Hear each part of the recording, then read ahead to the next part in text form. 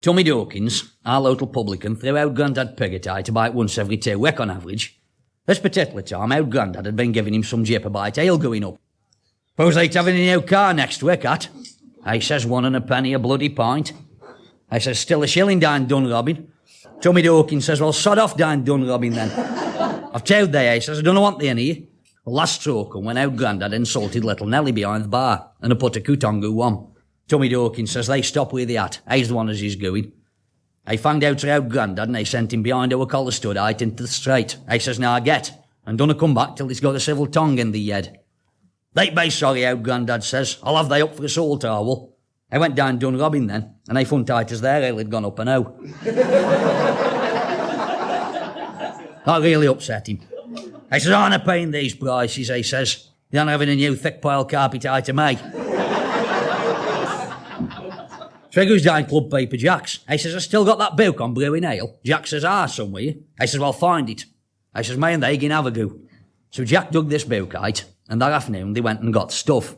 Yeast, hops, malt extract stuff they nosed, and then they got it all going in Owd Grandad's back kitchen. When I come home from work at 5 o'clock, there's a great stench coming downwind, and Club Paper Jack's leaning on the back gate looking a bit varicose.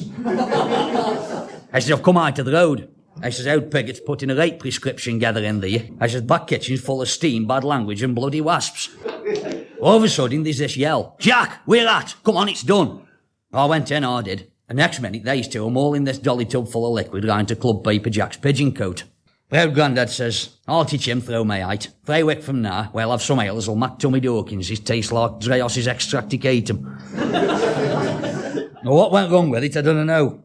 It could have been the pigeon droppings and corners went in it. Could have been the 3 ice bricks as Jack's youngest lad threw in as sent it off. But where it should have been a nice nutty brown colour, it was a sort of dirty grey, they nosed.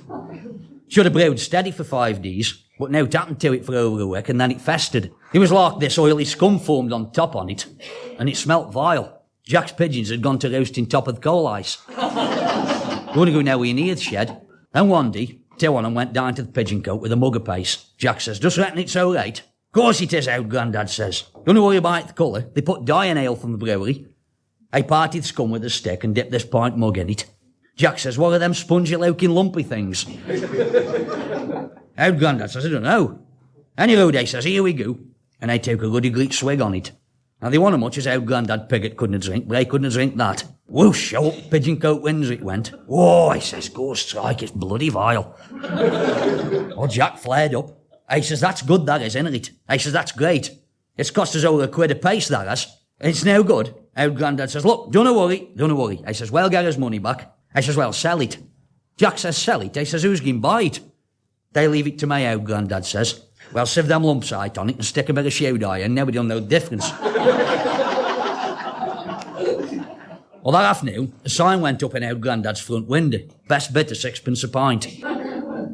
Well, the word went round like wildfire, it did. They come from as far away as Gom's Mill. They got buckets, they got saucepans, jugs, and the queue nearly reached till the Aspinall's shop.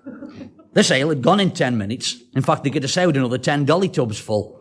But what goes up must come down. Or in this case, what went down's got come back up. Same queue as had stood outside Owd Grandad's was outside doctor's surgery next morning. Oh, in various stages of dysentery. One bloke nearly died, he'd been that bad. Well, Owd Grandad and Jack had a rough time for the next few weeks, and Tommy Dawkins was laughing fit bust. I says to me, everybody has to start somewhere in business, but I bet the inner many multi-million-pound brewers has started in a bloody pigeon coat.